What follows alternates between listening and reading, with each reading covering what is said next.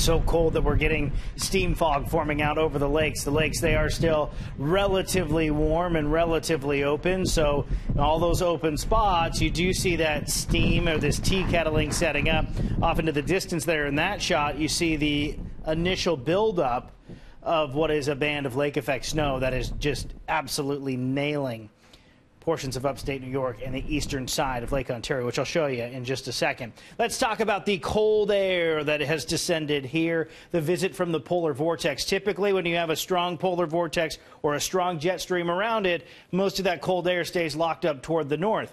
It's a little weaker. It wobbles a little bit. Then we see these periods of cold air. And then where it's not cold, it's warm, like out in Vancouver. Daffodils are already blooming. For us, we're lucky if we can find temperatures up around the freezing mark.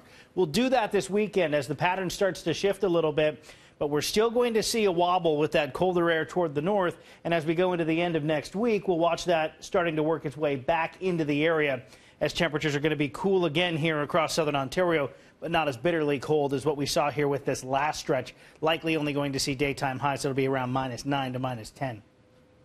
With the jet stream, we're going to see a couple of storm systems starting to pick up in intensity, and as that warmer air starts to arrive, that jet stream is going to move a little further toward the north, and that's going to get us into a relatively active storm track. Here's that band of lake effect snow that we're talking about, absolutely hammering areas in toward western New York. Some thunder snow getting picked up with some of that earlier in the day today. Prince Edward County continues to add to their snow totals. If you have any pictures from the area out in the county, you can always hook me up on social media or hit me up on social media. At Adam Stiles is how you find me on Twitter.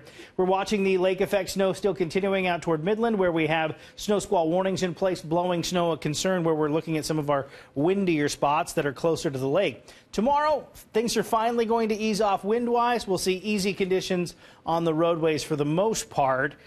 At least we'll see some sunshine, but it'll be cold. Temperatures here -21, wind chill at -30. By midday, we're up to about -13, and then in the afternoon, hitting that high of -10, and the winds becoming lighter, so the wind chill's at -15. When you look at the 7-day forecast, you'll notice temperatures on the rise. We're looking at 1 degree on Saturday. Freezing rain risk coming our way on Sunday, which we'll talk about in greater detail over the next few days.